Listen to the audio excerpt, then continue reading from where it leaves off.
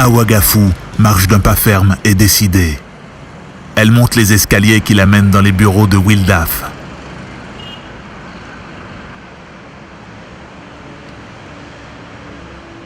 Là, son visage s'éclaire et elle reprend espoir. Étant convaincue qu'elle sera écoutée, conseillée et même défendue dans sa situation qui semble sans issue pour elle. Elle a perdu son mari et sa belle famille lui en a rajouté.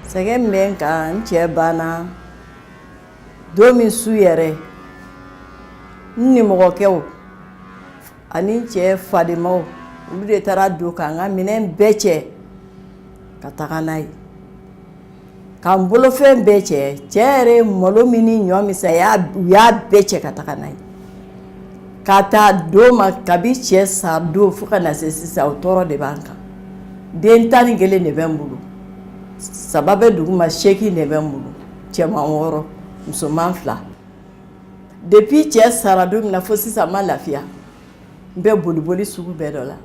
Ce type de violence est fréquent et presque banal au Mali. En effet, pendant que la capitale Bamako se développe et se modernise en étrenant ses baies aménagées du Djoliba, ses ponts et ses immeubles neufs, qui semblent rappeler les grandes métropoles, des monstres hideux semblent vivre derrière ce mirage, à l'intérieur des murs de la capitale et presque sur l'ensemble du pays. Les violences basées sur le genre.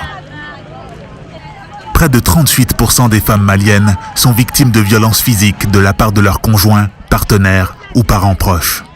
C'est un engagement personnel que j'ai pris avant de venir au Mali, de pouvoir appuyer les efforts du gouvernement dans le cadre de la lutte contre les mutilations génitales féminines. Ce cadre particulier de violence présente plusieurs obstacles. Des obstacles dans le cadre des croyances religieuses, dans le cadre également des traditions, qui fait que les violences basées sur le genre et plus particulièrement l'excision et le mariage précoce n'ont pas pu atteindre le niveau de développement souhaité. Certaines pratiques traditionnelles et culturelles s'intéressent uniquement à la glande chez la femme, la fillette qu'on appelle clitoris, et ils parlent d'excision.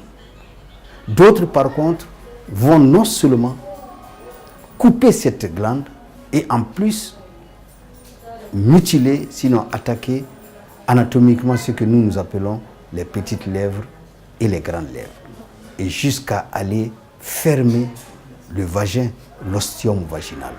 Et au cours de ces pratiques, effectivement, il y a parfois des fistules. La violence sous toutes ses formes à l'égard des femmes et des filles déstabilise l'équilibre de la famille et porte atteinte à l'honneur et à la dignité des victimes. Ensemble, agissons pour l'élimination de toutes les formes de violence à l'égard des femmes et des filles. Je m'engage. Elles sont très nombreuses, ceux qui viennent nous voir. Quand nous étions dans nos activités, par exemple, pour la défense d'une femme qui a vraiment raison et que nous disposons des preuves, moi personnellement, j'ai un sentiment de désespoir. Je continue à réfléchir. Quelle piste il faut essayer d'explorer pour que la femme puisse avoir satisfaction? À la mort de ses parents, Djenebou, alors âgée de 13 ans, fut chassée de la maison familiale par son grand frère. Direction la rue pour cet enfant qui n'a pas tardé à être exploité sexuellement pendant 3 ans.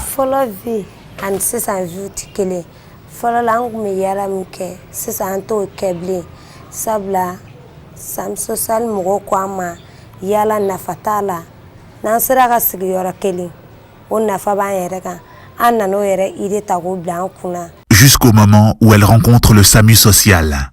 Elle n'avait pas d'attache familiale et elle vivait dans une précarité avec sa famille. Après le décès de ses parents, donc elle s'est retrouvée dans la rue. La seule solution, c'était de faire la prostitution pour vivre. Et elle était exploitée sexuellement, physiquement, parce qu'avec les clients, il y avait des gens qui la violentaient souvent. Donc, on l'a connue et elle consommait aussi des toxiques. Elle était tout le temps chutée et elle n'arrivait pas surtout souvent à s'arrêter sous l'effet des toxiques. En réalité, l'exploitation sexuelle des enfants au Mali est un phénomène qui prend de plus en plus de l'ampleur. La situation d'exploitation sexuelle des enfants au Mali est préoccupante. Je ne peux pas dire que ce soit un fléau, parce que nous n'avons pas d'études comparatives pour attester qu'il y a eu une recrudescence.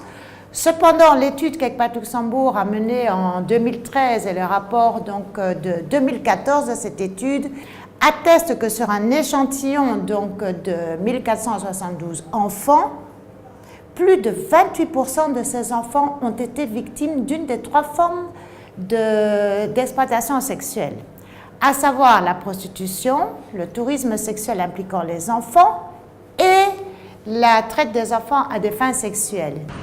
De la petite fille à la femme adulte, l'humiliation.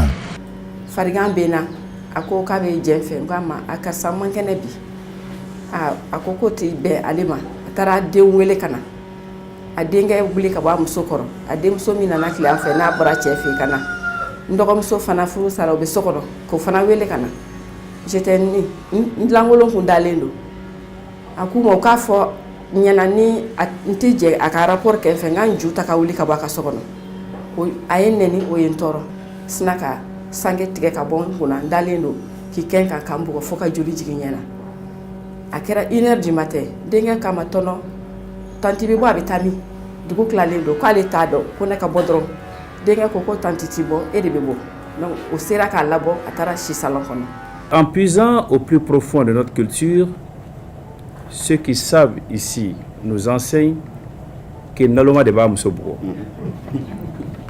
c'est le sceau qui porte la main sur son épouse. Seul le sceau est capable de faire ça. Ceux qui pensent que c'est une façon de montrer sa puissance, pour ne pas dire autre chose, ne sont que des sceaux et des niais. Il y a 1001 façons de régler les problèmes. Mais si Awagafou et Oumoudili sont sortis pour compter sur la protection de possibles dispositions légales ou pénales du pays, elles sont des millions d'autres à se taire et à souffrir en silence. Les violences physiques conjugales, coups et blessures, injures, devenues presque banales, sont aussi souvent accompagnées de violences psychologiques pour la femme qui les subit au foyer ou dans la rue, et pour la jeune fille qui les vit sur le chemin de l'école ou encore dans la cour de récréation. Mais pourquoi ces violences ont-elles perduré? Elles ont perduré parce que les femmes ne parlaient pas. Les femmes n'aiment pas exposer leurs problèmes. Les femmes n'aiment pas qu'on sache que ça ne va pas chez elles, dans leur famille.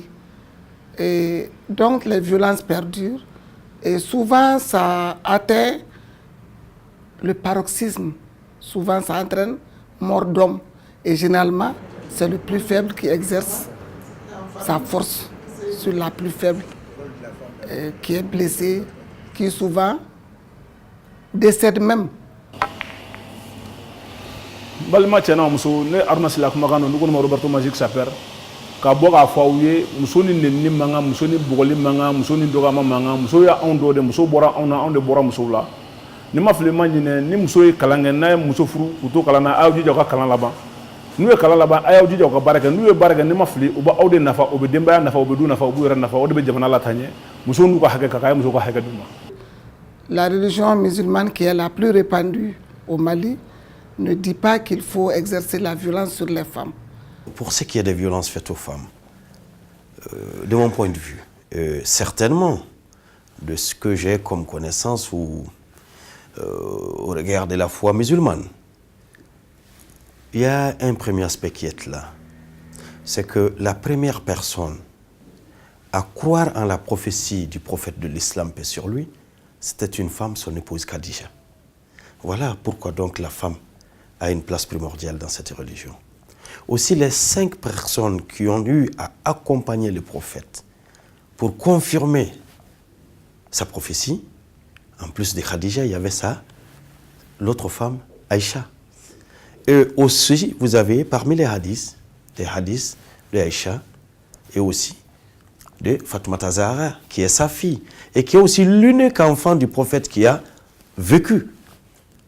Et quand vous savez ce qu'on a dit de cette fille, on dit que c'est une partie du prophète qui a été pris par le Seigneur. Et c'est pourquoi, transformé en humain, et c'est pourquoi l'on disait que tous deux, Fatoumata Zahra, ressemblaient au prophète, à part qu'elle était femme. Et donc ça voudrait dire que pour perpétuer le prophète, c'est une fille, une femme qui a été choisie. La jeune fille immature malienne n'échappe pas au cycle. Notre président Ibrahim Boubacar Keïta, il s'est engagé. Il a même dit dans l'un de ses discours que j'ai bien retenu lors de la célébration de la journée de l'enfant africain que le mariage précoce est un crime.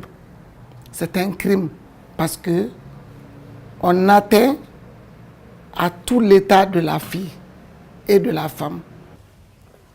Alors, croyez-moi, toute grossesse précoce n'est pas souhaitée. Qu'elle soit en dehors du mariage ou pendant le mariage qui n'est pas souhaité. Pourquoi? Parce qu'il s'agit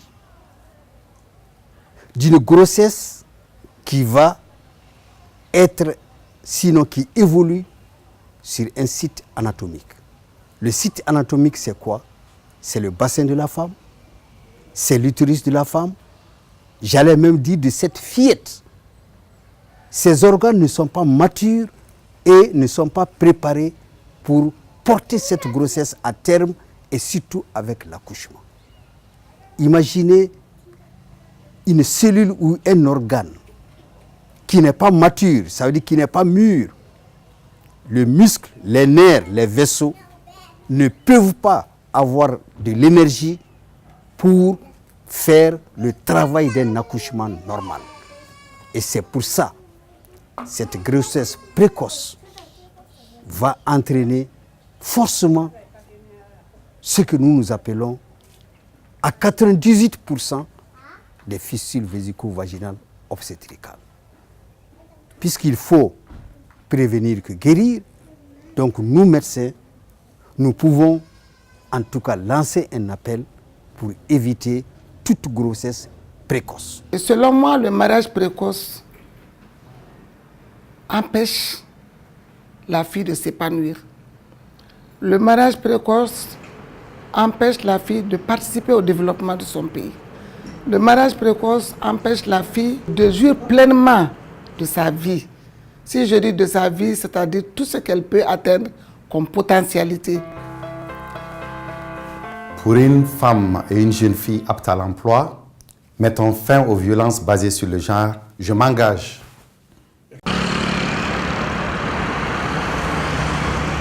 La population est la plus grande richesse d'une nation. Pour valoriser cette richesse, il va falloir investir dans le capital humain en mettant un accent particulier sur les adolescentes et les femmes.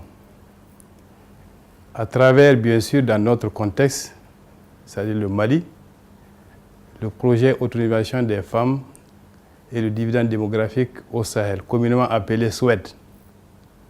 Avec le SWED, nous allons rompre les pesanteurs intergénérationnelles en se focalisant sur le changement social et comportemental. Et nous lutterons également contre les inégalités basées sur le genre. Pour cela, le pays s'engage dans l'éducation des filles pour l'autonomisation de la femme. Laissez l'enfant aller à l'école, l'enfant-fille.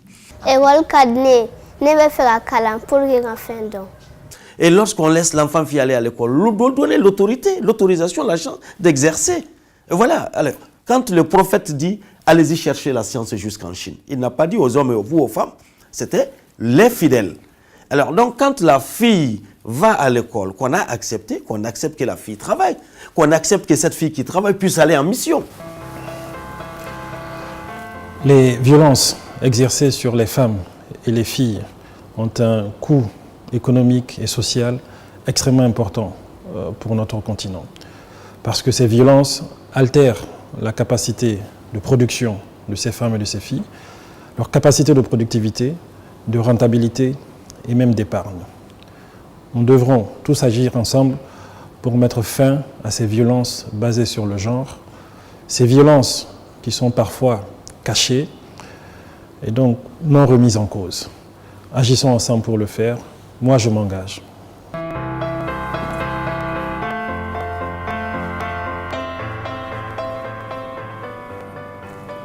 La jeunesse du Mali dit non aux violences faites aux femmes et aux filles. Oui, monsieur le ministre. Les millions de jeunes filles maliennes qui comptent contribuer au développement de leur pays vous ont entendu, car elles ont des plans.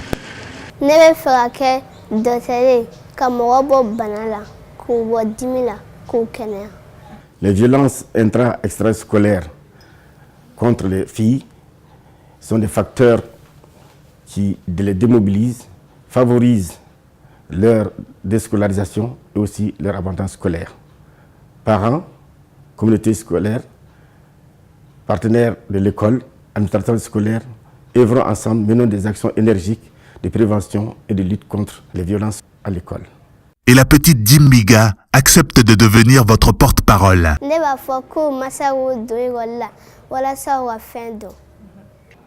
Le président de la République dit que toute action qu'on entreprend pour promouvoir la femme, pour épanouir la femme, est une action de justice. Ce n'est pas un cadeau.